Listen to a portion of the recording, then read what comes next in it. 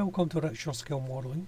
This is a tutorial how I create my own decals. For instance, I'm creating decals to go on a truck for the Queen concert I went to a couple of years ago.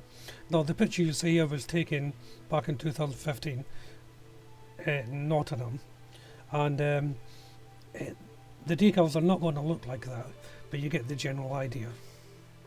So let's jump into it. So to start with, I scanned the instructions onto the PC, then opened up Photoshop 2020, and I then zoomed in to select the area that I want to work on. Now, because I'm only going to be putting decals on the actual front of the cab, inside of the cab though, there's only a small portion of this area that I need. So just bear that in mind when you put a decal on. So what I have to do is cut out the area that I need.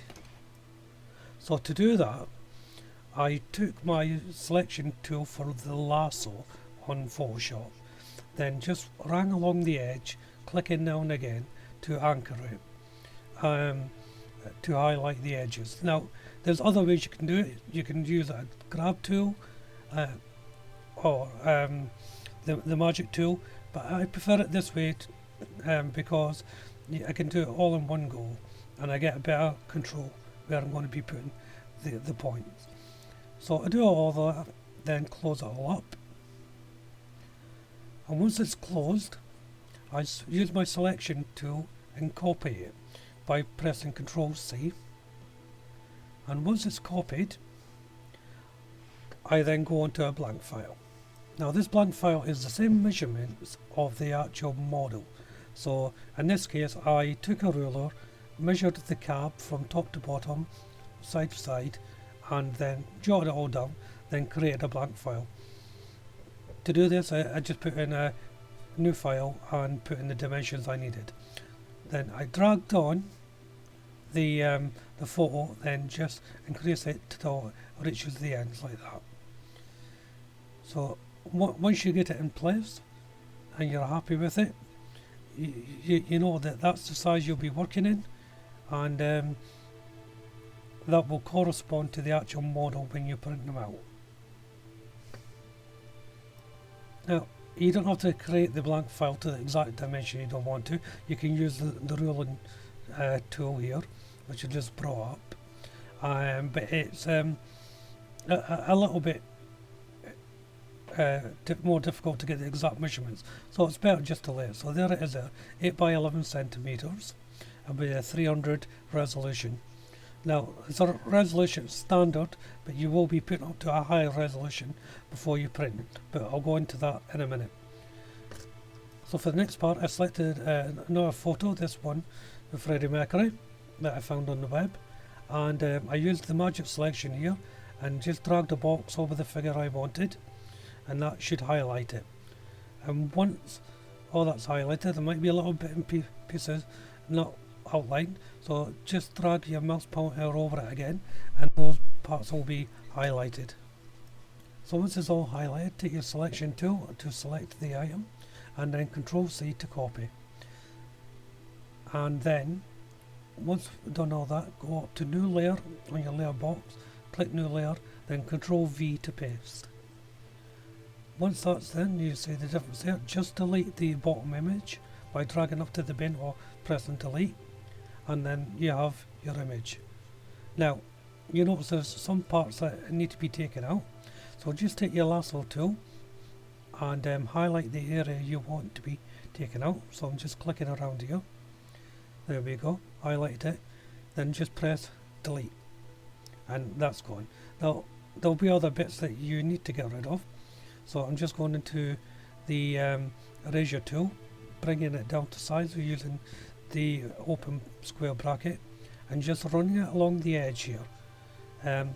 You don't want to make you don't want the black lines there, so just run along the edge and until they're gone. Don't worry if you make a mistake, which you'll see me doing here because I'm doing it quickly. Just press undo and it will all come back up, and then once you're happy with it, it's ready to go. Now I'm not going to do all of this here because it takes quite a bit of time to do. So here's one I prepared earlier. And as you can see, it's all nice and clean and ready to go. Now I don't want the actual coloured photo here, so I'm going to change it. So I'm going to my tools, I'm going to sketch, and then just picking one of these options here. It can be any option really, just to bring up your next panel. And here we go. And this just changes the image to whatever you like. You can have comic, you can have distorted, whatever you like, and that will just change it automatically there for you. I use Texturizer on this one to go into a sort of glowy effect. So once I've done that, it was all pressed OK, and then went back to my blank file with the cap there. And once you've got your blank file, go back down to the figure you just worked on and drag it over. You see it going into the new layer panel, and then you just put it in place by shrinking it, making it, enlarging it, however you would like.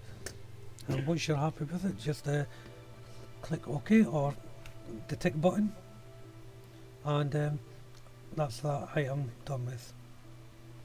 So for the next part, again, it's a different graphic I'm putting on. So I'm taking the Queen logo here, you can see it's on a black background, and now I'm going to have to highlight that one. So make sure you've highlighted it on your layers panel, drag your box over, and again the outline will come up. Now because this is a lot of black background, you have to get rid of it. So the same technique I used on the Freddy character, I highlighted the areas to get rid of, but I also use my erasure tool. But the problem is printers will not print white, and so any white parts of the image won't get printed. Now that's fine if you put it on a white background, but if you put it on a different colour background, that colour will obviously come through. So what you have to do is you have to change your colour. So I took the selection tool. Well, first of all, I picked the colour, so I just used the colour picker, put it on the colour I wanted, and then I took the selection tool, just take an area here, and then once I've got the colour sorted, I'll go to my fill box, and then just click on the area, and there's the new colour. It's a bit transparent there, but that's because I didn't know how much I wanted in, so I'm just re-clicking it until I get to the saturation point that I want. I'll go back to your main photo and grab the photo again you've just worked on and bring it over. As you can see, again, it's in your layer panel, and resize like I did with the silhouetted Freddie Mercury, and just resize it and put it where you want. Now move on to another blank file for the lettering. So here I just typed in the word Queen, and then selected a colour to whatever colour you want. So I brought up the colour box, and then it gives you all the different shades that you want. Just move your pointer around it there. Then once I've done that, just highlight the name, check the colour box again, make sure it's OK, and then press OK, and there we go, you've got the word how you want it. As you can see, I've worked on this one a little bit beforehand. So once that's done,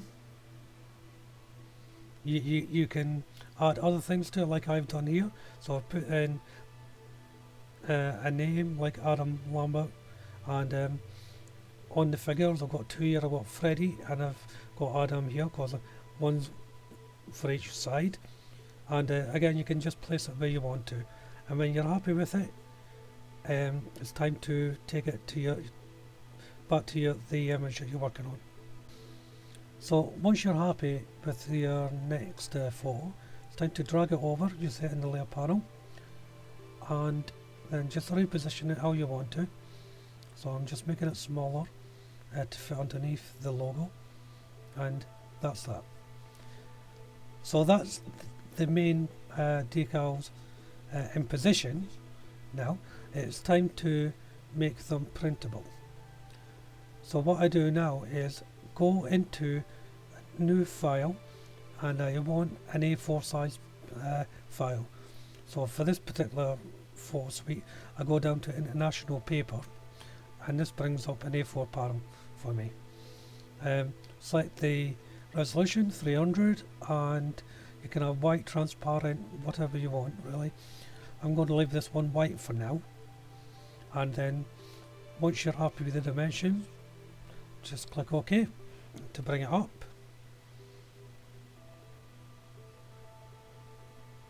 And now it's up, you've got your A4. So same again with all the other process. Go over to the photo that you were working on. That was the blank one. There we go. So that's where it is, and just drag that over onto your blank file, like that. Now once you drag it over, put into whatever position you want, but do not resize it. That's the important part, because it's actually now the size that you want the decal to be. You don't want to make it smaller or larger. Well, maybe you do, but you don't want to make it larger really, because it will not fit on the cab. So I've done the same with the front here, as you can see, and for the trailer as well. So this is what the trailer will look like on the side. So I've just put in some random pictures of the band, be Adam Lambert, the Queen logo, and so forth. The other side of the trailer is going to be slightly different, but again I'm going to be opening up an A4 size excuse me, A4 size blank file, checking everything as you go along, making sure it's white, transparent. It's up to you how you want to do it. And then for this one, I'm putting it on its side. I'm putting it in landscape version, and then again just pulling it over. Now the A4 side on this one is actually too small. It's compressed the image to fit to it. So you're going to have to look at breaking the image up to fit in onto the A4 size, but that's quite simple to do. So if I go back to one of my panels, and then just dragging these into an area that's got a free space around them, and then I'm just not closing down, and just clicking so that you can't see them in the image. So once you're happy with what you've got on show, just clicking down, make sure that I can't see the image. So once you're happy with what you've got, as I said, go back to your A4. Now those are the two that were on, so I'm just shutting them down for a moment, then dragging on what you've just done, and there you can see the items that are going to be printed out. So again, they're the proper size. You don't want to resize these. You'll have to do this a couple of times to get them all on to fit onto it, but there you go, as you can see it there. Before I go on to print them out, I have to decide what paper I'm going to use. So I'm using this clear water slide decal paper. I bought this on Amazon, but you can buy it on any website really. It's quite easy to get hold of. And this one is clear as in transparent, but they also do a white background as well. So if you don't want to cut out all those little white parts, print it off on a white decal paper. But bear in mind, this paper is not laser cut, so you're going to have to cut around the borders. That's okay on a clear one, but on the white backing one, you have to cut it right next to your printed image, or you'll end up with a white border, which can be a bit of a pain. especially if you're putting it on a dark background. If you put it on a white background, it doesn't really matter, but if you put it, say, on a grey, a black, a blue, then that white border is going to show. So before we print, we'll change the resolution. So bring up your resize panel and change the resolution to 600 minimum, and it can go up to 12 if you wish, but 600 is a good place to start. Then close it down and then bring up your print option. Now on this one, you want to make sure it's on a print actual size. The crop image is unclicked, or the print image only. Don't zoom in either, because that can resize it. So you're aiming just to let it print off as it looks.